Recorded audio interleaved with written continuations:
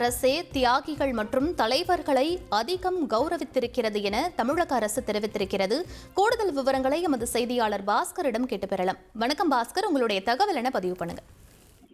இந்திய சுதந்திரத்துக்காகவும் இனிய தமிழ் மொழிக்காகவும் தியாகங்கள் புரிந்த வீரர்கள், அறிஞர்கள், தலைவர்கள் போற்றி 4 ஆண்டுல 63 சிலைகள், 11 மணிமண்டபங்கள், அரங்குகள், அதனுடன் சேர்த்து சிலைகள், 12 அரங்குகள் அமைக்கும் பணிகளை தமிழகத்துல மேற்கொண்டிருக்கிறதாகவும் 2011ஆம் ஆண்டு முதல் 2021 ஆண்டு வரை 10 ஆண்டு காலத்துல முந்தைய ஆட்சியில 25 தியாகிகளுக்கு மட்டுமே சிலைகள் அமைக்கப்பட்டதாகவும், ஆனால் 4 ஆண்டுல 63 சிலைகள், 11 மணிமண்டபங்கள், அரங்குகள் அமைக்கப்பட்டிருக்கிறதாகவும், சிலைகளுடன் கூடிய அரங்கங்கள் என்பது 12 அமைக்கப்பட்டிருக்கிறதாகவும் தமிழக அரசு தெரிவித்திருக்கிறது.